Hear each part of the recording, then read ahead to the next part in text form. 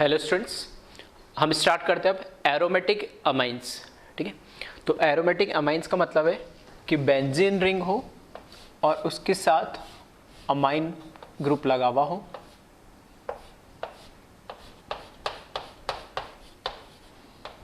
ठीक है, तो इस तरह के कंपाउंड क्या कहलाते हैं? एरोमेटिक अमाइंस कहलाते हैं। हाँ, ये हो सकता है H की जगह एक एल्काइल ग्रुप लगाओ, एक या दो लगाओ। ठीक है, मैक्सिमम दो लगा हो सकते, तीसरा तो एक तो बेंजीन रिंग तो रहना ही है। ठीक है, तो अमोनिया के अंदर एक H हटा के बेंजीन रिंग डायरेक्ट नाइट्रोजन से लगा दे तो वो एरोमेटिक अमाइंस कहलाते हैं। वो बात अलग है कि यहाँ पे एक H और हटा के एल्काइल ग्रुप लगा दो, मिथाइल इथाइल एक और H हटा के। ठीक है, तो 1 डिग्री 2 डिग्री 3 डिग्री इस तरीके पॉसिबल है। इसके अंदर हमें फिर से पता है कि जो एरोमेटिक अमाइंस है डबल सिंगल लोन पेयर, इसके साथ क्या है? कॉन्जुगेटेड रहता है ये। तो इसका एक रेजोनेटिंग स्ट्रक्चर एक और अब हम बनाए तो इधर आ जाएगा लोन पेयर नेगेटिव चार्ज के साथ और यहाँ पर आ जाएगा double bond NH2 positive charge. ठीक है, और इसके इस तरीके से आगे रेजोनेटिंग स्ट्रक्चर बन सकते हैं। ये रेजोनेटिंग स्ट्रक्चर बनाने का रीज़न ये था कि जो इसका लोन पेयर है, ठीक है, नॉर्मल जो अमोनिया होता है या 1 डिग्री 2 डिग्री 3 डिग्री जो अमाइन होता है वो क्या होता है? बेसिक नेचर का होता है। तो बेसिक नेचर इसका भी है, इसके पास भी लोन पेयर है, लेकिन ये लोन पेयर जो है वो लोकलाइज्ड नहीं होता है। ठीक है, डी लोकलाइज्ड होता है, बेंजीन रिंग के साथ कॉन्जुगेशन में होता है। तो इस वजह से इसकी जो बेसिक स्ट्रेंथ है, ठीक है, एरोमेटिक अमाइन की जो बेसिक स्ट्रेंथ है वो नॉर्मल जो हमारा अमोनिया होता है या नॉर्मल जो हमारे अमाइंस होते हैं उससे कम होती है। ठीक है, तो ये ध्यान रखना, ये अक्सर क्वेश्चन पूछा जाता है। तो यहाँ पर अगर मैं बात करूँ बेसिक स्ट्रेंथ,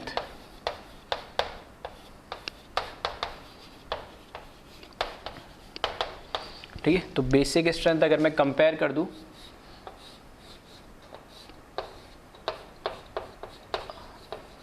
ये मैंने एरोमेटिक अमाइन बनाया और एक मैंने बनाया CH2NH2, तो इसमें से बेसिक स्ट्रेंथ किसकी ज़्यादा होगी? तो हमें पता है बेसिक स्ट्रेंथ किसकी ज़्यादा होगी? नॉन एरोमेटिक अमाइन की होगी। क्यों? क्योंकि यहाँ पे जो ये लोन पेयर है, ये जो लोन पेयर है, ये लोन पेयर है डी लोकलाइज्ड, ये डी लोकलाइज्ड लोन पेयर है। और ये जो लोन पेयर है, क्योंकि ये इस बेंजीन रिंग के साथ अब डायरेक्टली कॉन्जुगेशन में नहीं है, तो ये कैसा है? लोकलाइज्ड लोन पेयर है ये, तो बेसिक स्ट्रेंथ इसकी ज़्यादा हो जाएगी। अब हम इसकी बात करें प्रिपरेशन की। ठीक है, किस तरीके से हम ये बना सकते हैं एरोमेटिक अमाइंस। तो बेंजीन कैसे बना सकते हैं, ठीक है, वो भी हम देख लेते हैं। यहाँ साथ ही मैं बता देता हूँ पहले, क्योंकि हमें पहले ये तो चाहिए होगा ना, बेंजीन रिंग तो चाहिए होगी, इसके साथ इसके रिएक्शन तो हम करा देंगे। ठीक है, नाइट्रोजन कंटेनिंग कंपाउंड की रिएक्शन हम करा देंगे बेंजीन के साथ, वो तो हो जाएगी। लेकिन बेंजीन भी देख लेते हैं, तो क्योंकि बेंजीन के अंदर अभी तक हमने देखा नहीं है। तो इस तरीके से मैं लिख रहा हूँ, इथाइन लिख रहा हूँ मैं। इथाइन का मतलब CH123 CH, फिर CH123 CH और CH123 CH। तीन मैंने क्या ले लिए? इथाइन, 3 मोल्स इथाइन के ले लिए। इनकी जब रिएक्शन में, ठीक है, इनकी रिएक्शन जब मैं रेड हॉट कॉपर से करा दूंगा अप्रॉक्स 300 डिग्री सेल्सियस पे, तो इनका क्या हो जाता है? साइक्लाइजेशन हो जाता है। साइक्लाइजेशन में क्या होगा? एक पाई बॉन्ड ब्रेक होके यहाँ पे, मतलब इस कार्बन और इस कार्बन के बीच में बॉन्ड बना लेता है। इसी तरीके से यहाँ से एक पाई बॉन्ड ब्रेक होके इस कार्बन और इस कार्बन के बीच में बॉन्ड बना लेगा। इसी तरीके से एक पाई बॉन्ड यहाँ से ब्रेक होके इन दोनों कार्बन के बीच में क्या बना लेगा? पाई बॉन्ड बना लेगा। तो ये कहलाता है इसका साइक्लाइजेशन। तो रेड हॉट कॉपर के साथ इसकी रिएक्शन कराने पे इस तरीके से 6 मेंबर क्या कर लेगा? ये साइक्लिक रिंग बना लेगा और बेंजीन बना लेगा। ठीक है, यहाँ से अब देख ही रहा है 1 2 3 4 5 6 और ऑल्टरनेट डबल सिंगल हो जाएंगे। तो इस तरीके से बेंजीन बनता है। ठीक है, तो ये बेंजीन बनाने का भी एक तरीके से मेथड हो गया कि अगर आपको बेंजीन बनाना है तो इथाइन ले लो, ठीक है। एलिफेटिक से एरोमेटिक में जाने का एक तरीका है, ठीक है। एलिफेटिक से एरोमेटिक जाने का तरीका, कई बार क्वेश्चन में ऐसे भी दे देते H हटा के और इधर मिथाइल या इथाइल लगा देंगे तो उसके अकॉर्डिंग, ठीक है, प्रोडक्ट इसके बना सकते हैं, नहीं कोई प्रॉब्लम नहीं है, ठीक। तो ये तो हमने बनाया बेंजीन। बेंजीन हमें पता है रिएक्शन कैसी देता है, बेंजीन रिएक्शन देता है हमें इलेक्ट्रोफिलिक एरोमेटिक सब्स्टिट्यूशन, ठीक है, इलेक्ट्रोफिलिक एरोमेटिक EAS रिएक्शन देता है, इलेक्ट्रोफिलिक एरोमेटिक सब्स्टिट्यूशन। तो यहाँ पर मैं जो रिएक्शन है इसकी वो करा दे रहा हूँ HNO3 और H2SO4 के साथ। तो यहाँ पर हमें पता है ES की रिएक्शन हम ऑलरेडी देख चुके हैं, क्या होगा यहाँ पे नाइट्रेशन होगा, NO2 लग जाएगा बेंजीन रिंग के ऊपर। तो यहाँ पर ठीक है, एक कहीं पे भी मैंने एक बार एक नाइट्रो ग्रुप लगा दिया तो ये हो गया, क्या लग जाएगा, नाइट्रो ग्रुप लग जाएगा, तो नाइट्रो बेंजीन बन जाएगा। लेकिन मुझे बनाना क्या है, एनिलीन बनाना है।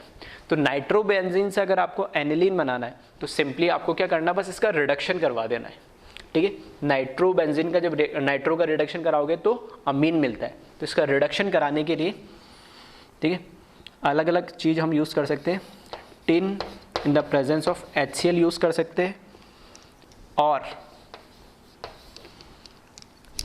Zinc in presence of HCl use कर सकते हैं, और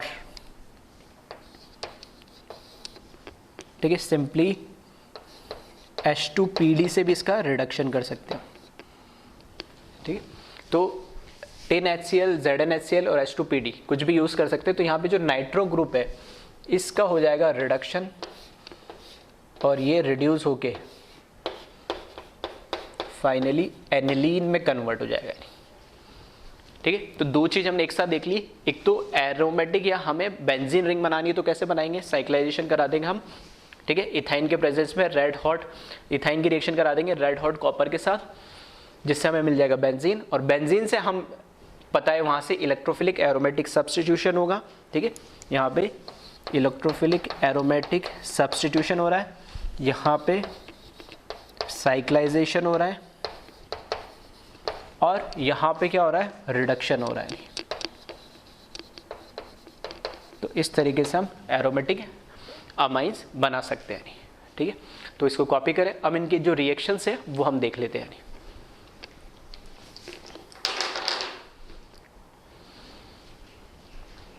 फर्स्ट रिएक्शन देखें एनिलीन की, ठीक है, कॉमन नेम आपको पता ही है, इसको एनिलीन बोलते हैं। तो हमें पता है कि NH2 है, और जनरली बेंजीन पे क्या होता है, ES रिएक्शन होती है, इलेक्ट्रोफिलिक एरोमेटिक सब्स्टिट्यूशन। तो NH2 के पास क्योंकि लोन पेयर है तो ये क्या करता है, डोनेटिंग ग्रुप है, तो एक्टिवेट कर देता है रिएक्शन, एक्टिवेट कर देता है बेंजीन रिंग को, और कैसा है, ऑर्थो पैरा डायरेक्टिंग ग्रुप है ये। तो इसमें एक ऑब्जर्वेशन ये देखा गया है कि जब ब्रोमीन या ब्रोमिनेशन जब हम कराते हैं एनिलीन के साथ तो ऑर्थो और पैरा पे मिलना चाहिए अगर हम किसके एसिड के प्रेजेंस में रिएक्शन कराते हैं। तो जैसा हमने ऑब्जर्व करा और जैसा हमने थ्योरेटिकल देखा, दोनों चीज़ बिल्कुल सेम है कि हाँ सॉरी, यहाँ पे एनिलीन के ऊपर क्या हो जाएगा, ऑर्थो और पैरा पोजीशन पे क्या लग जाएगा, ऑर्थो और पैरा पोजीशन पे ब्रोमीन लग जाएगा, ऑर्थो पैरा डायरेक्टिंग है ये, यहाँ पे लग गया bromine plus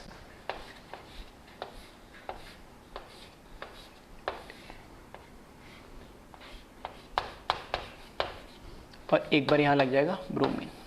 that means mono substitution होता है इसके अंदर। यहाँ पे जब ये रिएक्शन जो हमने देखी है वो देखा हमने मोनो सब्स्टिट्यूशन रिएक्शन ऑब्जर्व होती है एसिटिक एसिड के प्रेजेंस में, यानी तो ऑर्थो या पैरा डायरेक्टिंग है तो ऑर्थो और पैरा दोनों हमें प्रोडक्ट मिलेंगे, मोनो सब्स्टिट्यूशन होगा।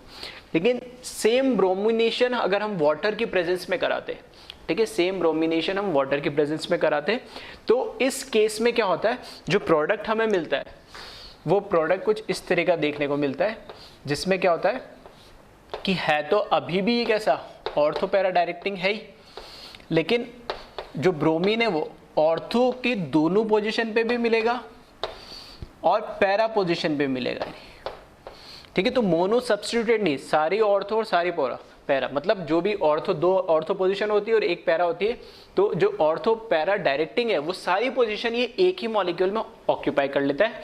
क्यों?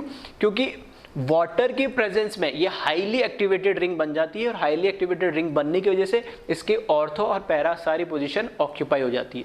तो इस तरीके से अगर हमें इसको टेस्ट भी बोल सकते हैं हम एनिलीन का। अगर एनिलीन की रिएक्शन अगर हम ब्रोमीन के साथ कराएं H2 के प्रेजेंस में तो ये ऑर्थो पैरा, ठीक है, इस तरीके से हम बोल सकते हैं 2,4,6 ट्राई सब्स्टिट्यूटेड, ठीक है, ब्रोमो एनिलीन बोल सकते हैं इसको। और इस ये जो ट्राई सब्स्टिट्यूटेड है, ठीक है, ये होती है वाइट प्रिसिपिटेट बना लेती, वाइट पीपीटी या वाइट प्रिसिपिटेट बना लेती, जिससे मुझे पता लग जाएगा कि ये क्या है, एनिलीन है। तो इसको हम टेस्ट ऑफ एनिलीन भी बोल सकते हैं।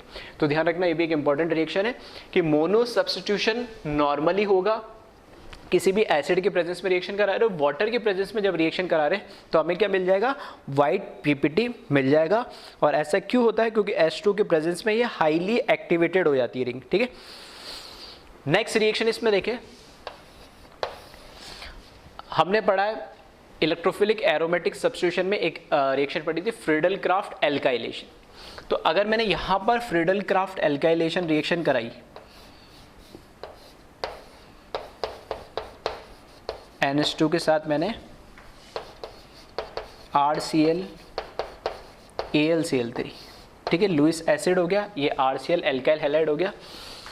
इसके साथ मैंने फ्रीडल क्राफ्ट रिएक्शन कराई तो होता क्या, फ्रीडल क्राफ्ट रिएक्शन के अंदर R ग्रुप आके लग जाता है कार्बोकेटाइन के फॉर्म में, और ये ऑर्थो पैरा डायरेक्टिंग है तो ऑर्थो है पैरा पे लगेगा।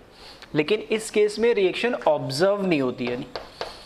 क्यों नहीं होती है, क्योंकि इस केस में क्या होता है कि यहाँ पर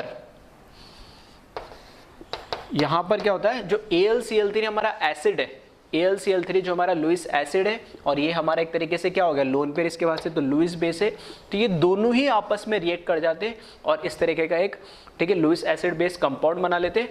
और इस वजह से जैसे पॉजिटिव चार्ज आ जाता है, जैसे पॉजिटिव चार्ज आता है तो ये कैसे डीएक्टिवेटिंग हो जाएगी, या मैं बोल सकता हूँ आगे रिएक्शन फर्दर होना नहीं चाहिए, क्योंकि एक्चुअल में होता क्या है, AlCl3 के साथ इसकी रिएक्शन होके कार्बोकेटाइन जनरेट करता है तो हो नहीं पा रहा, और कार्बोकेटाइन जनरेट नहीं होता तो फर्दर रिएक्शन नहीं होगी।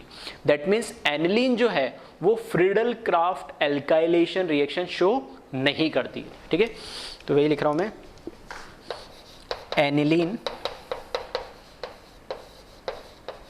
Does not show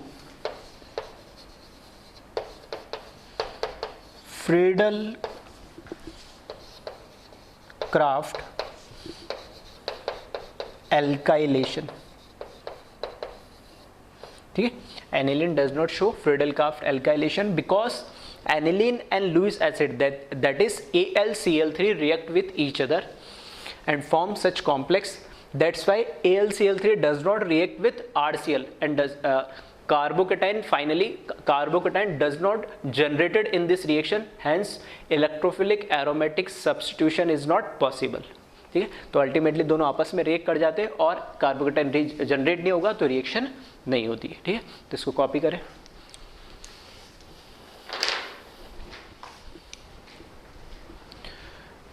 next reaction है, ये भी इलेक्ट्रोफिलिक एरोमेटिक सब्स्टिट्यूशन है, EAS, ठीक है। तो यहाँ पर ये एक्टिवेटिंग ग्रुप है, ऑर्थो पैरा डायरेक्टिंग है, लेकिन जब इसका नाइट्रेशन हमने करवाया, वो नाइट्रेशन क्या होता है, HNO3 की रिएक्शन होती है H2SO4 के प्रेजेंस में, तो हमें ऑर्थो भी मिला प्रोडक्ट, मेटा भी मिला और पैरा भी मिला। लेकिन हम बोलते हैं कि जो ऑर्थो पैरा डायरेक्टिंग होते हैं, एक्टिवेटिंग ग्रुप होते हैं, वो जनरली ऑर्थो और पैरा ही मेजर प्रोडक्ट देंगे। इस रिएक्शन की खास बात है क्या है, ये क्यों लिखे मैंने, कि यहाँ जो ये रिएक्शन हो रही है इसमें जो मेटा होता है इसका अप्रॉक्स 47% हमें मिलता है प्रोडक्ट के अंदर। अगर अब 47 ये ऑलमोस्ट 50% तो मेटा फॉर्म इसका बन गया, तो ऑर्थो और पैरा तो 50 से कुछ कम ही बनेंगे। दैट मीन्स मेजर प्रोडक्ट क्या बन गया इसमें, मेटा बन गया। ऐसा क्यों, जबकि ये तो ऑर्थो पैरा डायरेक्टिंग है, तो इसमें या तो ऑर्थो मेजर होना चाहिए था या पैरा होना चाहिए था। ऑर्थो भी हम जनरली बोलते हैं अगर हाइड्रोजन बॉन्डिंग है तब तो ठीक है, नहीं है तो फिर पैरा होना चाहिए। तो इसमें तो ऐसा कुछ भी नहीं हो रहा, तो मेटा क्यों बना है, ठीक है। तो ये इंपॉर्टेंट हो गया इसलिए। तो इसमें होता क्या है कि जो एनिलीन है, एनिलीन की रिएक्शन जब हम नाइट्रेशन इसका कराते हैं तो किसके अंदर होता है, एसिडिक मीडियम के अंदर होता है। और एसिडिक मीडियम के अंदर हो रहा है, दैट मीन्स उसके अंदर H+ आयन तो होगा ही। इस H+ आयन के साथ यहाँ पर एसिड बेस्ड रिएक्शन होती है एनिलीन की, और ये इसके साथ रिएक्ट करके बना लेता है NH3 प्लस पॉजिटिव चार्ज। अब इससे क्या फ़र्क पड़ गया, इससे फ़र्क ये पड़ गया कि अगर मैं यहाँ देखता, अभी तो ये क्या है, एक्टिवेटिंग है, ऑर्थो पैरा डायरेक्टिंग है, ठीक है, एक्टिवेटिंग रिंग है। लेकिन जैसे ही NH3 प्लस आया तो हम ऑलरेडी पढ़ चुके हैं ऑर्थो पैरा डायरेक्टिंग में एक्टिवेटिंग और डीएक्टिवेटिंग, मेटा के अंदर भी देखा था हमने। तो NH3 प्लस अब ये क्या हो गया, इलेक्ट्रॉन विड्रॉइंग ग्रुप हो गया ये, ठीक है। NH3 प्लस जैसे इस पे प्लस चार्ज आया, इलेक्ट्रॉन विड्रॉइंग हुआ, तो अब ये कैसी हो गई, डीएक्टिवेटिंग हो गई।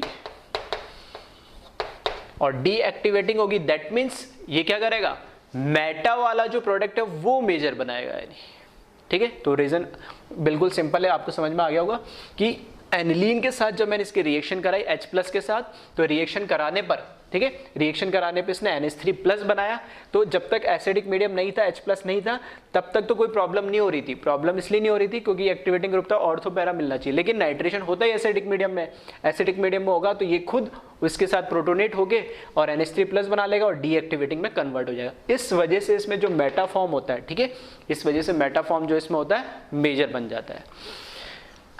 अब ये कि कई बार हमें ऐसा होता है एक्सपेरिमेंटली या हमें लैब में या हमें ज़रूरत हो, ठीक है, कि मुझे पैरा फॉर्म बनाना, तो फिर कैसे बनाया, नहीं, ठीक है। अगर मेरे को एनिलीन के साथ नाइट्रो चाहिए और पैरा फॉर्म पे चाहिए, पैरा पोजीशन पे, तो कैसे चाहिए, ठीक है।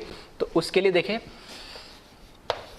जिस तरीके से हमने सल्फोनेशन डीसल्फोनेशन पढ़ा था, जिसमें हमने प्रोटेक्शन कराते, उसी तरीके से यहाँ पे भी हम क्या करेंगे, जो एनिलीन ग्रुप है उसका प्रोटेक्शन करा के पैराफॉर्म बनाएंगे। कैसे बनाएंगे तो हम देखते हैं इसको।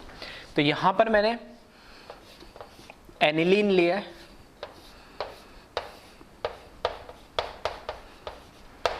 एनिलीन की रिएक्शन करा दी मैंने ROCOCl के साथ।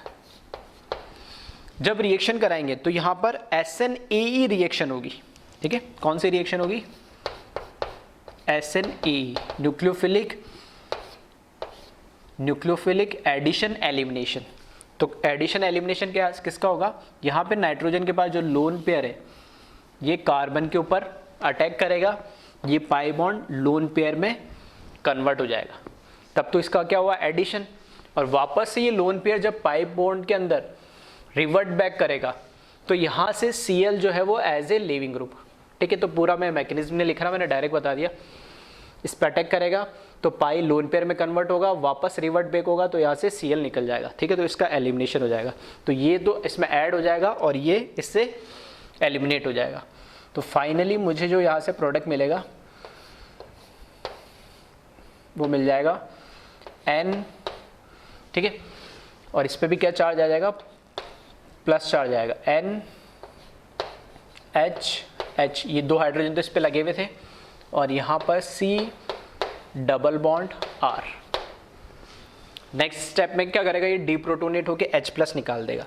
तो यहाँ से जो H प्लस निकलेगा, ठीक है, यहाँ से जो H प्लस निकलेगा और यहाँ से जो Cl माइनस निकला, दोनों कंबाइन होके HCl बना लेंगे। तो नेक्स्ट स्टेप में यहाँ से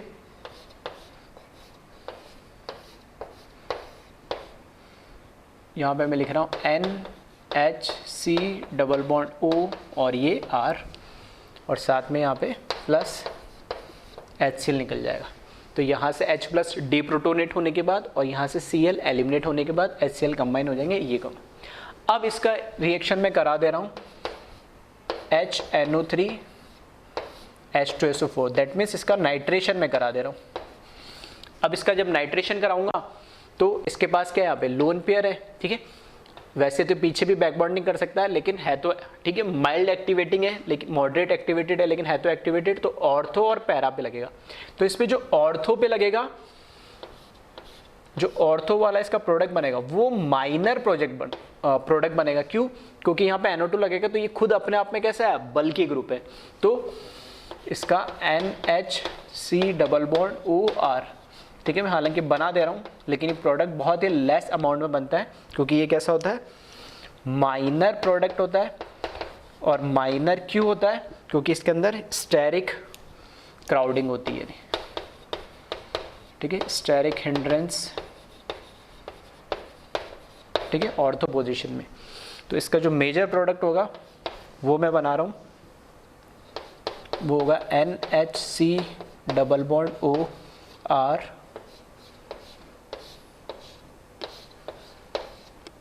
और यहाँ पे लग जाएगा NO2 ग्रुप। ठीक है, तो ये माइनर प्रोडक्ट है और इसको मैं मेजर लिख देता हूँ। तो मेजर प्रोडक्ट के अंदर एज सच कोई स्टेरिक हिंड्रेंस या स्टेरिक क्राउडिंग की प्रॉब्लम नहीं होती है। तो हमने क्या करा, सबसे पहले ROCACl के साथ रिएक्शन कराई, तो यहाँ पर SNA के थ्रू यहाँ पर क्या हुआ, ये ग्रुप पूरा लग गया। ठीक है, और फिर डी प्रोटोन हो गया, फाइनल ये मुझे मिला। फिर इसका मैंने क्या करा दिया, नाइट्रेशन करा दिया इस स्टेप में। और नाइट्रेशन के अंदर भी ठीक है, क्योंकि जो ग्रुप ऑलरेडी ऊपर लगा हुआ वो कैसा है, बल्कि ग्रुप है, तो बल्कि ग्रुप की वजह से ऑर्थो माइनर मिलेगा और ये पैरा वाला मेजर मिलेगा। अब नेक्स्ट स्टेप या लास्ट स्टेप में मैं इसका क्या कर दूंगा, हाइड्रेशन करा दूंगा H+H2 के साथ। तो हाइड्रेशन ठीक है, फिर से शॉर्ट ट्रिक से हम डायरेक्ट करेंगे। हाइड्रेशन के अंदर क्या होगा, यहाँ पर ठीक है कार्बन के साथ तो लग जाएगा O, वाटर का OH, और यहाँ पर H, लेस इलेक्ट्रोनेगेटिव कार्बन, उसके साथ वाटर का मोर इलेक्ट्रोनेगेटिव ऑक्सीजन, या नाइट्रोजन का मोर इलेक्ट्रोनेगेटिव, तो ये लेस इलेक्ट्रोनेगेटिव हाइड्रोजन। तो इस तरीके से यहाँ पे हम H2 इसका हाइड्रेशन करके ऐड कर देंगे। ऐसा करने पे हमें यहाँ जो प्रोडक्ट मिलेगा, एक तो ये मिल जाएगा हमें RC double bond OH, RC double bond O और ये OH जुड़ गया, प्लस यहाँ पर मुझे मिल जाएगा इधर ऐड हो जाएगा एक हाइड्रोजन और ऐड हो जाएगा, तो ये जाएगा NH2 और नीचे नाइट्रोजन ग्रुप। तो इस तरीके से अगर आपको नाइट्रो डायरेक्ट आप कराओगे तब तो आपको मेटाफॉर्म डायरेक्ट क्या मिलेगा, मेजर प्रोडक्ट मिलेगा। क्यों, क्योंकि ये एसिडिक मीडियम में डीएक्टिवेटिंग की तरह बिहेव करता है। तो अगर आपको पैराफॉर्म बनाना है तो आपको प्रोटेक्शन करना पड़ेगा। ठीक है, तो प्रोटेक्शन हमने कर दिया, अमोनिया का प्रोटेक्शन करने के बाद फिर रिएक्शन कराई तो पैराफॉर्म आपको मेजर प्रोडक्ट मिलेगा। ठीक है, तो इसको कॉपी कर ले।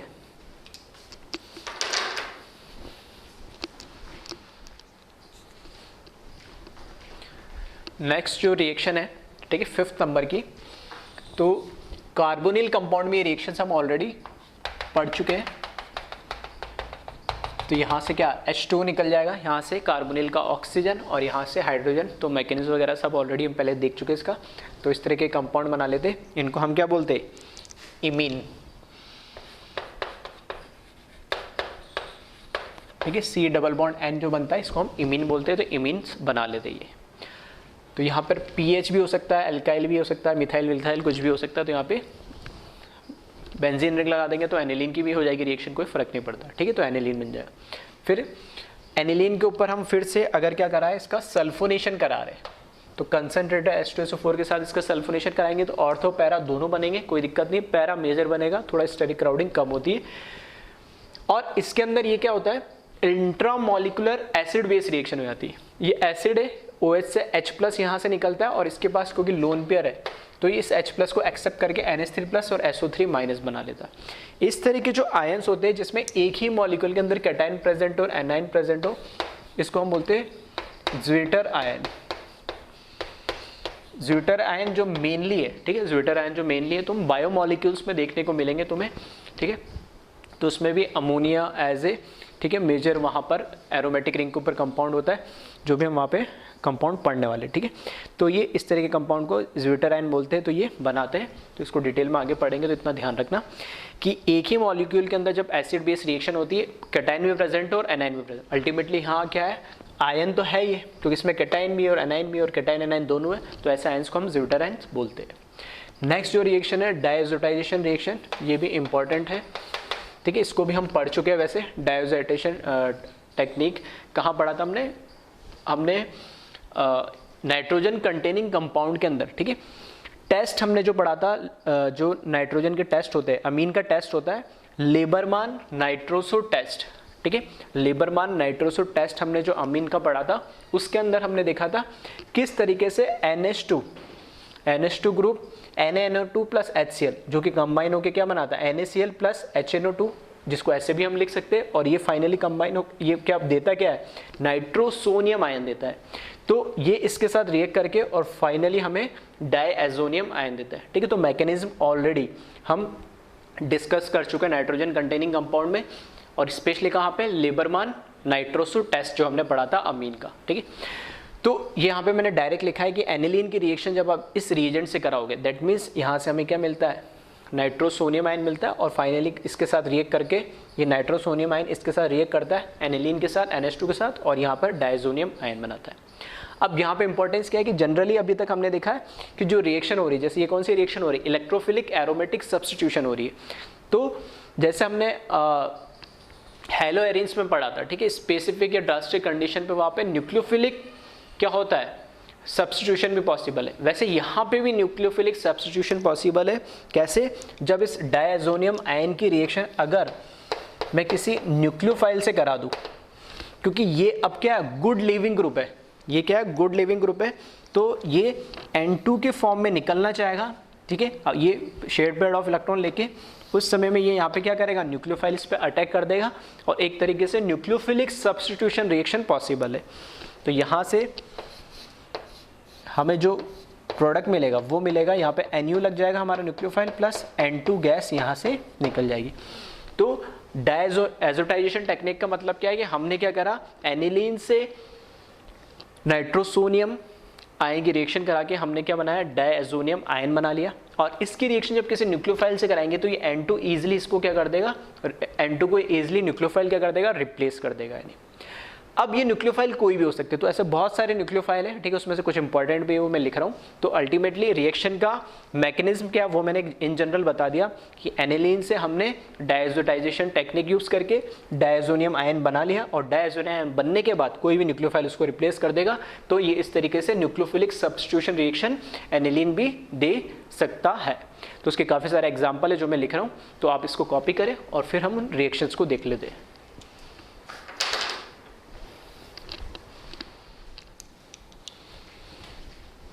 ठीक है, तो डायएजोटाइजेशन टेक्निक हम यूज़ करके डायरेक्टली क्या करना है, हमें बस एक न्यूक्लियोफाइल चाहिए जो उस N2, ठीक है, इस N2 को रिप्लेस कर दे। तो यहाँ पे मैंने अलग अलग न्यूक्लियोफाइल लिख दिए, तो आप इनका थोड़ा सा बस ध्यान रखें। तो यहाँ पे Cu प्लस Cl माइनस, और यहाँ पर HCl के प्रेजेंस में कराएंगे तो Cl माइनस यहाँ पर क्या न्यूक्लियोफाइल है जिसको रिप्लेस कर देगा। सिमिलरली यहाँ पे Br माइनस न्यूक्लियोफाइल है, तो यहाँ पर Br लग जाएगा। यहाँ पे Cn माइनस न्यूक्लियोफाइल है, ठीक है, तो यहाँ पे Cl लग जाएगा। ये तीनों रिएक्शन, ठीक है, जिसमें कॉपर एज ए क्या यूज हो रहा है, कैटाइन यूज हो रहा है। तो इन तीनों रिएक्शन को तो ठीक है एटलीस्ट ध्यान रखना, नेम रिएक्शन है, इनको हम बोलते हैं सैंडमेयर रिएक्शन। ये है सैंडमेयर रिएक्शन कहलाती है, ठीक है। डायजोटाइजेशन टेक्निक यूज करके हम इसमें कॉपर एज ए कैटाइन जिसमें है और जिसमें हम कोई न्यूक्लियोफाइल Cl, Br या Cn यूज कर रहे हैं, ठीक है, तो ये रिएक्शन सैंडमेयर रिएक्शन कहलाती है। इसके अलावा इसी तरीके से इन जनरल, क्योंकि न्यूक्लियोफाइल तो कोई भी हो सकता है, तो कंपटीशन एग्जाम में अगर इस तरीके से, ठीक है, डायजोनियम आयन के साथ, ठीक है, डायजोनियम आयन के साथ कोई भी आपको न्यूक्लियोफाइल दे दे तो हमेशा न्यूक्लियोफिलिक क्या कराना है आपको, सब्स्टिट्यूशन रिएक्शन करानी है आपको। यहाँ से HBrF4, ठीक है, तो HBrF3 और यहाँ पे F माइनस के फॉर्म में मिलेगा, तो यहाँ पे F रिप्लेस हो गया। ये ध्यान रखना, H3PO2 के साथ जब रिएक्शन कराओगे तो पूरा इसको क्या कर देगा, निकाल देता है और ये बेंजीन में कन्वर्ट कर देगा। तो ऐसा भी हम बोल सकते हैं डायजोनियम आयन से हम बेंजीन रिंग भी बना सकते हैं अगर H3PO2 के साथ हमने रिएक्शन करा दी तो। नेक्स्ट रिएक्शन यहाँ पर सेम इसी तरीके से यहाँ पे K प्लस और SH माइनस हमारा न्यूक्लियोफाइल है, इसी तरीके से K plus OH minus nucleophile हो गया, ठीक है। यहाँ पे Li प्लस और R माइनस, ठीक है, मेटल के साथ R माइनस के फॉर्म में होता है, तो R माइनस यहाँ पे न्यूक्लियोफाइल है। इसी तरीके से Cu प्लस और ये पूरा न्यूक्लियोफाइल, तो कोई भी न्यूक्लियोफाइल है वो N2 को रिप्लेस करके और इस तरीके से डायजोनियम टेक्निक यूज़ करके हम रिएक्शन करवा सकते हैं, न्यूक्लियोफिलिक सब्स्टिट्यूशन। तो इसको कॉपी करें।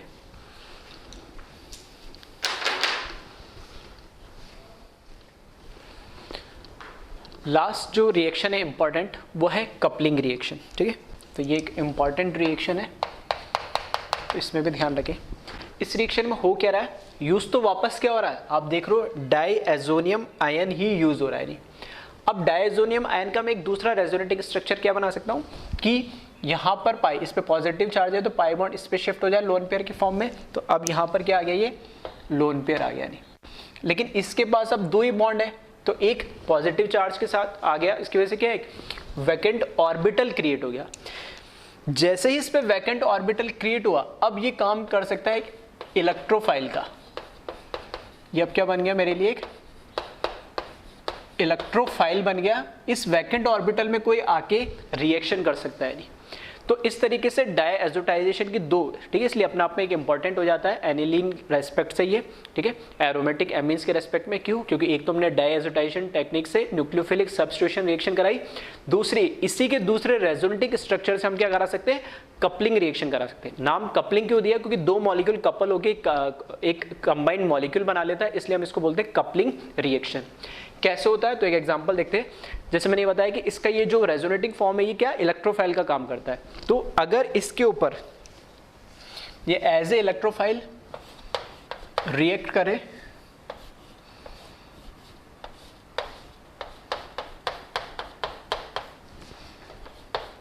किसके साथ रिएक्शन करा दे रहा हूं मैं, बेंजीन के साथ। अब मुझे पता है बेंजीन के ऊपर इलेक्ट्रोफिलिक एरोमेटिक सब्स्टिट्यूशन हो सकता है, दैट मीन्स कोई ना कोई इलेक्ट्रोफाइल इस पे आना चाहिए। तो ये काम किसका कर रहा है, इलेक्ट्रोफाइल का कर रहा है। तो यहां से इलेक्ट्रोफिलिक एरोमेटिक सब्स्टिट्यूशन हो जाएगा और ये दो मॉलिक्यूल आपस में कंबाइन होके क्या बना लेंगे, एक कंपाउंड बना लेंगे, और दोनों कंबाइन हो गए तो ये कपल्ड हुए, इसलिए इनको क्या बोलते हैं, कपलिंग रिएक्शन। ये इस तरीके जो कंपाउंड होते हैं, ठीक है, ये कलर्ड कंपाउंड होते हैं। तो ये कलर्ड कंपाउंड डाइज बनाने के काम में आते हैं, ठीक है। तो इसका नाम जैसा अगर मैं बोलूं तो ये है एजोबेंजीन, ये है एजोबेंजीन कहलाता है, ठीक है। और ये कलर्ड कंपाउंड होते हैं, ये coloured compound used in dice, ठीक है। अब इसमें कुछ भी, इस बेंजीन रिंग पे कुछ भी आपको इसका कोई भी सब्स्टिट्यूट लगा दो, कोई भी ग्रुप, और किसी भी तरह के कंपाउंड्स अलग अलग कलर के आप बना सकते हैं, ठीक है। तो ऐसे कुछ कंपाउंड्स है जो मैं लिख रहा हूं। तो अल्टीमेटली ध्यान क्या रखना है, यहां पर ये जो हमारे पास डायज़ोनियम आयन है, इसका दूसरा रेजोनेटिंग स्ट्रक्चर क्या काम कर रहा है, कि इलेक्ट्रोफाइल का काम कर रहा है, और बेंजीन रिंग के साथ रिएक्ट करके ये कैसी रिएक्शन देगा, इलेक्ट्रोफिलिक एरोमेटिक सब्स्टिट्यूशन, ठीक है। तो रिएक्शन सब चीज़ें हम पढ़ चुके हैं, बस यहाँ पे इलेक्ट्रोफाइल बदल गया है और इस पर इलेक्ट्रोफिलिक एरोमेटिक सब्स्टिट्यूशन हो जाएगा। तो इसी तरीके से यहाँ पर अगर मैंने इसकी रिएक्शन फिर से करा दी और यहाँ पर मैंने लगा दिया OH ग्रुप, ठीक है, हाइड्रोक्सी ले लिया मैंने, ठीक है, या सिंपल बोल दूँ फिनॉल लगा दिया, ठीक है। तो ये कंबाइन होके फिर से EAS रिएक्शन देगा,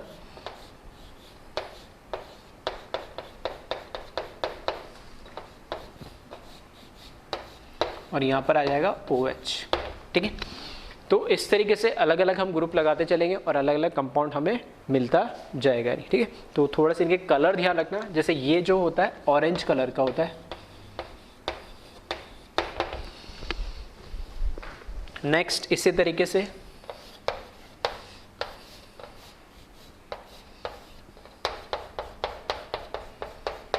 अब की बार जो इसकी रिएक्शन है मैंने, है ना, वो करा दिए एनिलीन के साथ ही रिएक्शन करा दी इसकी।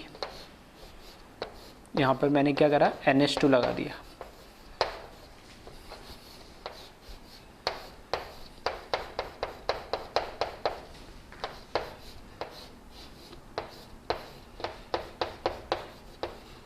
ठीक है। तो इस तरीके से ये हमें अलग अलग एजोबेंजीन वाले कंपाउंड मिलते चले जाएंगे।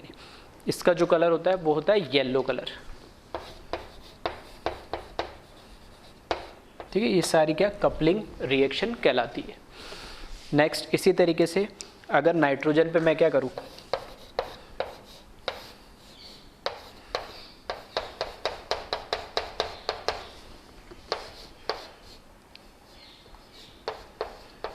यहाँ पे भी CH3 लगा दूँ, 2 हाइड्रोजन हटा के यहाँ पे भी CH3 लगा दूँ।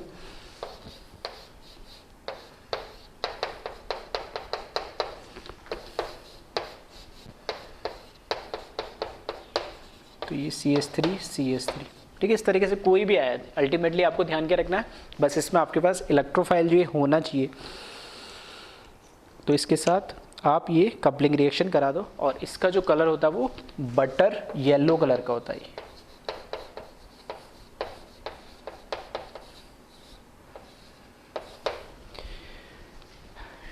ठीक है, तो इस तरीके से आपको अलग अलग कंपाउंड्स देखने को मिल जाएंगे। एक कंपाउंड और लिख ले इसमें, अगर मैं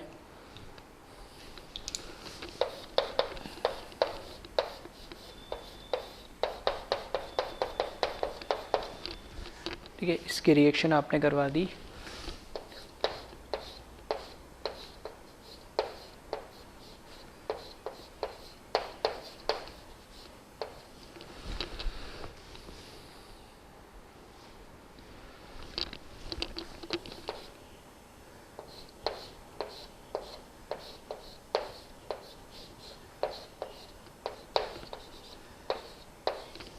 ठीक है, यहाँ से इसमें ऊपर यहाँ ग्रुप लग जाएगा इसमें, N डबल बॉन्ड N,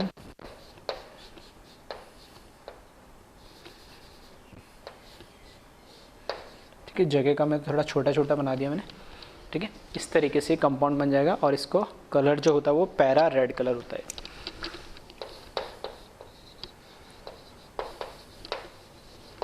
ठीक है, तो ये सारी कपलिंग रिएक्शन कहलाती है और मेन फंडामेंटल बेसिक मैकेनिज्म क्या है वो मैंने समझा दिया कि diazonium ion as electrophile form में बेंजीन या उसके किसी भी डेरिवेटिव के साथ रिएक्ट कर सकता है। और ये सारे कंपाउंड जो एजोबेंजीन कंपाउंड होते हैं, इनके डेरिवेटिव्स होते हैं, ये कलर्ड कंपाउंड होते हैं जो जनरली डाइस के अंदर यूज होते हैं। ठीक है, तो इसको कॉपी करें।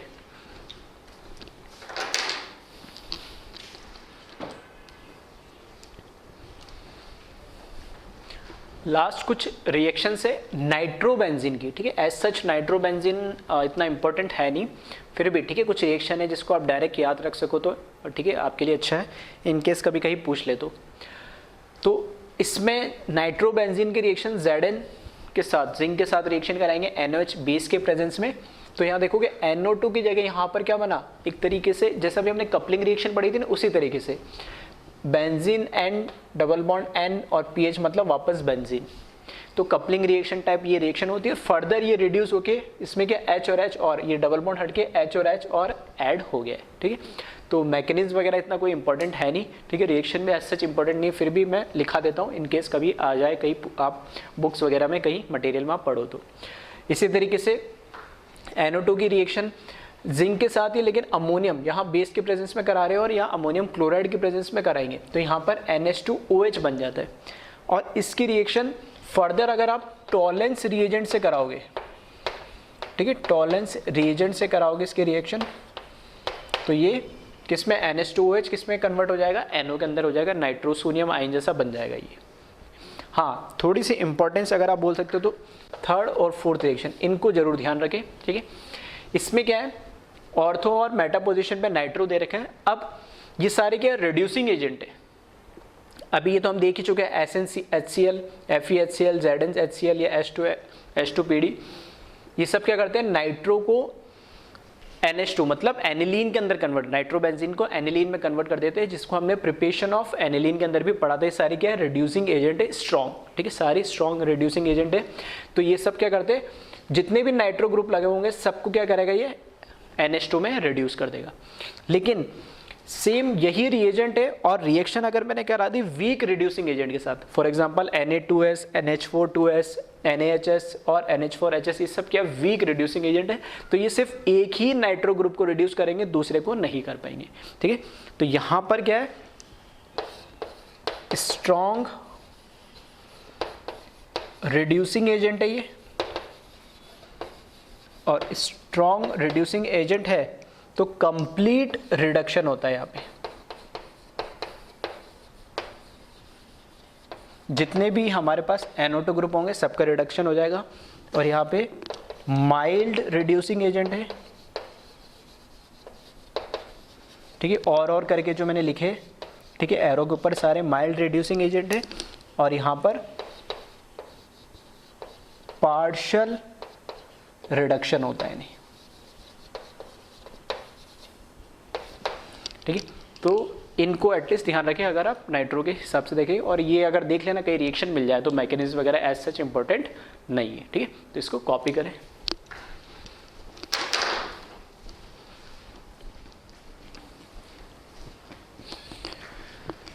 अब स्टार्ट करते हैं हम फिनॉल, ठीक है। एरोमेटिक एल्कोहल, बेंजीन रिंग के बाहर OH लगा हुआ है तो उसको हम क्या बोलते हैं, इन जनरल फिनॉल बोला जाता है। फिनॉल भी सेम, ठीक है, क्योंकि ऑक्सीजन के ऊपर लोन पेयर होता है तो वो बेंजीन रिंग के साथ क्या होता है, कॉन्जुगेटेड होता है। तो नॉर्मल जो अल्कोहल के रिएक्शन हम जनरली जो देखते हैं वो हमें फिनॉल के अंदर देखने को नहीं मिलेगी। क्यों? क्योंकि इसमें जो कार्बन ऑक्सीजन का बॉन्ड है उसमें डबल बॉन्ड कैरेक्टर आ जाता है, ठीक है। अब सबसे पहले हम स्टार्ट करते हैं मेथड ऑफ प्रिपरेशन से। तो पहला मेथड है डाउस प्रोसेस, ठीक है, जिसको हम बोलते हैं बेंजाइन मैकेनिज्म, जो ऑलरेडी हम पढ़ चुके, ठीक है। हेलो एरिन्स के अंदर हमने ये पढ़ा था बेंजाइन मैकेनिज्म, हमने बोला था रेयर कंडीशन में, ड्रास्टिक कंडीशन में होता है 623 केल्विन और 300 एटीएम पे होता है। फ्यूज्ड NOH या NOH कोई भी बेस आप ले लोगे तो यहाँ पे क्लोरोबेंजीन किस में कन्वर्ट हो जाता है, फिनॉल के अंदर। सेकेंड है सोडा लाइम डी कार्बोक्सिलेशन, ये भी हम कार्बोक्सिलिक एसिड में पढ़ चुके कि NOH और COA ये सोडा लाइम कहलाता है। इसके प्रेजेंस में जब हीट करेंगे तो यहाँ से CO2 के फॉर्म में निकल जाएगा, ठीक है। तो यहाँ पर कार्बोक्सिलिक एसिड और हमें क्या, कार्बोक्सिलिक एसिड और OH दोनों था, तो यहाँ पे CO2 के फॉर्म में ये निकल जाता और ये हमें फिनॉल मिल जाएगा। इसी तरीके से सल्फोनिक एसिड है ये, सल्फोनिक एसिड के रिएक्शन आप फ्यूज्ड NOH के साथ कराओगे तो ये भी एक तरीके से क्या, न्यूक्लियोफिलिक सब्स्टिट्यूशन रिएक्शन है, ठीक है। न्यूक्लियोफिलिक सब्स्टिट्यूशन रिएक्शन है जहाँ पे OH लग जाता है। फोर्थ मेथड है डाईएज़ोटाइजेशन टेक्निक, ठीक है, ये भी हम ऑलरेडी पढ़ चुके। इसमें अमोनिया की रिएक्शन, एनिलीन की रिएक्शन आप NaNO2 प्लस HCl, जो कि हमें क्या देता है, अल्टीमेटली HNO2 देता है और वो बनाता है ये नाइट्रोसोनियम आयन, ठीक है, जो ऑलरेडी हम अभी पढ़ चुके हैं इसके अंदर एनिलीन के अंदर, और पहले भी पढ़ चुके अमीन टेस्ट के अंदर हम। इससे यहाँ पर डायजोनियम आयन बन जाता है और फिर यहाँ पे जो H2 है, ठीक है, ये H2 यहाँ पर एज ए न्यूक्लियोफाइल इसके ऊपर अटैक करेगा और यहाँ से NO2 निकल जाएगा, ठीक है। तो यहाँ से जब H2 इस पे लगेगा तो दो हाइड्रोजन होंगे तो एक H+ डी प्रोटोनेट करेगा वो, और एक जो इसका Cl- ये कंबाइन होकर HCl बना लेगा और ये N2 तो यहाँ से निकल ही जाएगा।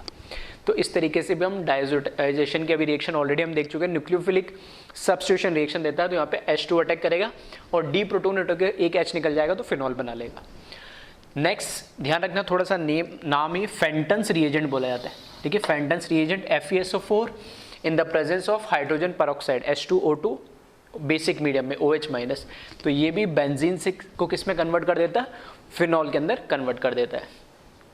फ्राइज रीअरेंजमेंट, ये भी हम बेंजीन की रिएक्शन में ऑलरेडी देख चुके हैं, जिसमें क्या होता है, रीअरेंज हो जाता है। रीअरेंज कैसे होता है कि जब लुईस एसिड की प्रेजेंस पे इसकी रिएक्शन कराते हैं तो OH और एक ऑर्थो और एक पैरा पोजीशन पे, क्योंकि ये कैसा हो गया, activating ortho para directing group है, तो ये ऑर्थो और पैरा पोजीशन पे ये फिनॉल का अगर डेरिवेटिव अगर मुझे चाहिए, ठीक है, तो वो यहाँ से बन जाएगा। नेक्स्ट रिएक्शन है सेम बेंजीन की रिएक्शन V2O5, ठीक है, इसके साथ कराएंगे 250 डिग्री सेल्सियस पे, तो ये बेंजीन को क्या कन्वर्ट कर देता है, फिनॉल में कन्वर्ट कर देता है। तो कुछ ये रिएक्शन है लाइक V2O5 के प्रेजेंस में फैंटम्स रिएजेंट या सल्फोनिक एसिड, इनको आप डायरेक्ट ही ध्यान रखें। ये सब मेथड ऑफ प्रिपरेशन है फिनॉल बनाने की, ठीक है। एक मेथड और है क्यूमिन पेरोक्साइड मेथड, ठीक है, वो कैसा, उसका मैकेनिज्म के थ्रू हम समझेंगे, तो इसको आप कॉपी करें पहले।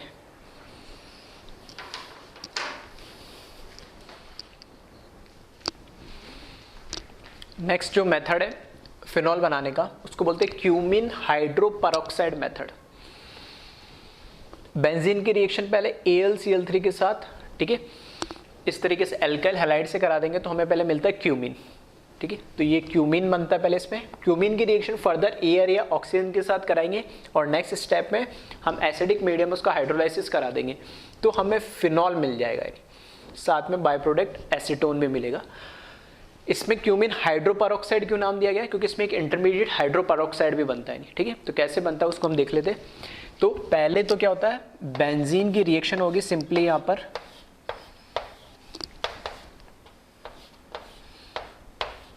ठीक है, एल्काइल हैलाइड के साथ रिएक्शन हो रही है इन द प्रेजेंस ऑफ AlCl3। तो अब बताए एल्काइल हैलाइड RCl और बेंजीन की reaction in the presence of acidic medium, कौन सी रिएक्शन है ये है फ्रीडल क्राफ्ट एल्काइलेशन, ठीक है। तो पहली रिएक्शन तो पूरा मैकेनिज्म नहीं लिख रहा हूं, ये पहला स्टेप तो होगा इसका,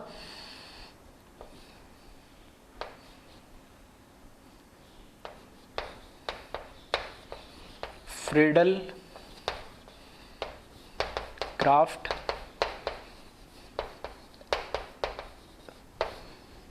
एल्काइलेशन, ठीक है। तो फर्स्ट स्टेप में तो फ्रीडल क्राफ्ट एल्काइलेशन हुआ और यहाँ कार्बोकेटाइन बनेगा, वो जाके एक बेंजीन पे लग जाएगा और ये मुझे क्या मिला, फर्स्ट स्टेप में क्यूमिन मिल गया है, ये बना है क्यूमिन, ठीक है, कॉमन नेम है इसका। नेक्स्ट स्टेप में ये क्या करेगा, ऑक्सीजन के साथ रिएक्ट करेगा, तो ऑक्सीजन ले लो या एयर ले लो, तो अल्टीमेटली इसका होना क्या है, ऑक्सीडेशन होना है यानी, और ऑक्सीडेशन होगा इसका। तो इस तरीके से मैं इसको ड्रॉ कर रहा हूं, इसके बीच में यहां पर, ठीक है, यहां पे जो हाइड्रोजन लगा हुआ है, ठीक है, यहां पे जो हाइड्रोजन लगा उस हाइड्रोजन के साथ परऑक्साइड बॉन्ड आ जाता फाइनली, या इसको ऐसे बोल सकता हूं, 2 मिथाइल है ना, ये CH3, ये CH3 और यहाँ पर ये जो H है, तो इस तरीके से ऑक्सीजन ऑक्सीजन और ये हाइड्रोजन, इस हाइड्रोजन के बीच में 2 ऑक्सीजन एटम आ जाते, परऑक्साइड बॉन्ड आ जाता है, ठीक है। तो ये ऑक्सीडेशन स्टेप है इसका, इसको बोला जाता है क्यूमिन हाइड्रोपरऑक्साइड, ठीक है, इसका नाम है क्यूमिन हाइड्रोपरऑक्साइड, ठीक है। तो फर्स्ट स्टेप में क्यूमिन बनता है, नेक्स्ट स्टेप में ऑक्सीडेशन कराने से क्यूमिन हाइड्रोपरऑक्साइड बनता है। फिर हम क्या कर रहे हैं, एसिडिक मीडियम में, नेक्स्ट स्टेप में क्या कर रहे हैं, एसिडिक मीडियम में H+ किसकी रिएक्शन होगी, तो H+ यहाँ पर क्या हो जाएगा, लोन पेयर से प्रोटोनेट हो जाएगा, प्रोटोनेट होने के बाद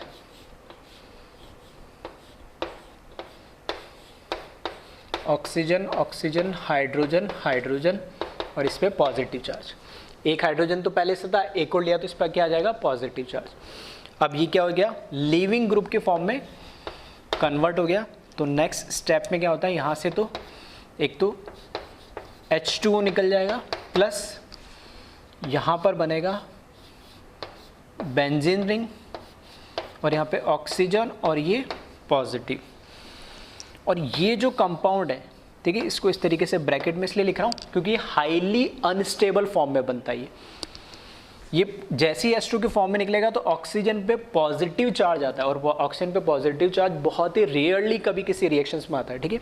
एक ऐसे शायद रिएक्शन हमने पढ़ी थी, बेयर विनेगर, ठीक है, तो उसमें भी ऑक्सीजन पे पॉजिटिव चार्ज आता है, और एक ये रिएक्शन है जिसपे ये पॉजिटिव चार्ज आता है और ये हाईली अनस्टेबल है, हाईली अनस्टेबल फॉर्म में बनता ही है। और कैसा है, इलेक्ट्रॉन डेफिशिएंट है ये, क्या है, इलेक्ट्रॉन डेफिशिएंट है क्योंकि ऑक्सीजन पे क्या आ रहा है, ऑक्सीजन खुद एक इलेक्ट्रोनेगेटिव एलिमेंट है और उस पर क्या चार्ज आ गया, पॉजिटिव।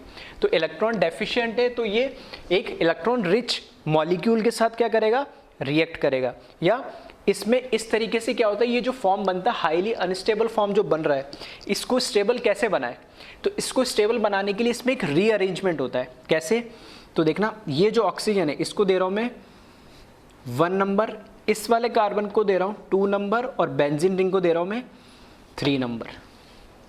फिर से सुनना क्या बोला मैंने, क्योंकि हाईली अनस्टेबल है तो ये रीअरेंज होता है। ऑक्सीजन को दिया मैंने 1 नंबर, इस कार्बन को दिया मैंने 2 नंबर और यहाँ बेंजीन रिंग वाले को दिया मैंने 3 नंबर। तो जैसे हम कार्बोकेटाइन का रिंग एक्सपांशन करते तो उसमें हम क्या बोलते हैं, 1 से कार्बोकेटाइन कहाँ शिफ्ट होता है, 2 पे, और 1 और 3 के बीच में बॉन्ड बन जाता है नया, ठीक है। तो सेम काम वही है इसमें, ठीक है, जैसे मैंने शॉर्ट ट्रिक बताई थी सेम वही कर रहा हूँ। 1 से कार्बोकेटाइन 2 पे शिफ्ट होगा और 1 और 3 के बीच में एक नया बॉन्ड बन जाएगा। तो इसको देखना मैं इस तरीके से लिख सकता हूँ, ठीक है, इसमें रीअरेंजमेंट हो रहा है ये, और रीअरेंजमेंट होने के बाद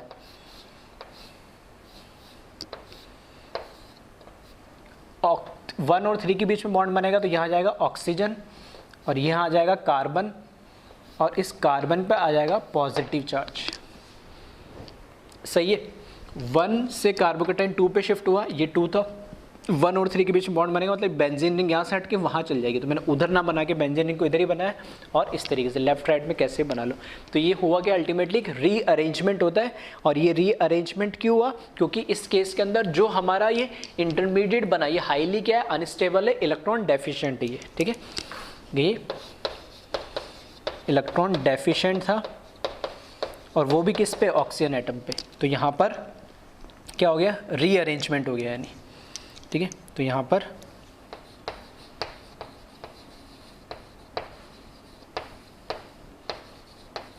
ये रीअरेंजमेंट हुआ है। रीअरेंज होने के बाद, क्योंकि एसिडिक मीडियम में तो रिएक्शन करा ही रहे हम, तो यहाँ से H2O इस कार्बोकेटाइन के ऊपर अटैक करेगा और ये बना लेगा फाइनली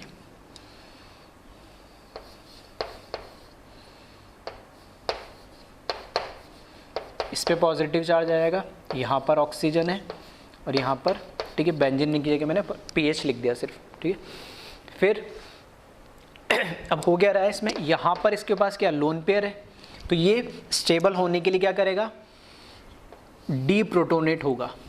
डीप्रोटोनेट होगा तो उस H को क्या करेगा, ये एक्सेप्ट कर लेगा इस तरीके से, तो यहाँ पर ये कन्वर्ट हो जाएगा OH, और ये मिथाइल, यहाँ पर O के साथ H लग जाएगा, इस पे पॉजिटिव चार्ज आएगा, और यहाँ पर क्या आ जाएगा, pH आ जाएगा। यहाँ से अब ये ऑक्सीजन पे जैसे पॉजिटिव चार्ज आया, ये गुड लिविंग ग्रुप में कन्वर्ट हो गया, तो ये तो बना लेगा PHOH, जो कि हमारा क्या बन जाएगा, ये फिनॉल बन जाएगा, ठीक है। बेंजीन की जगह मैंने pH लिख दिया, और यहाँ पर ये कन्वर्ट हो जाएगा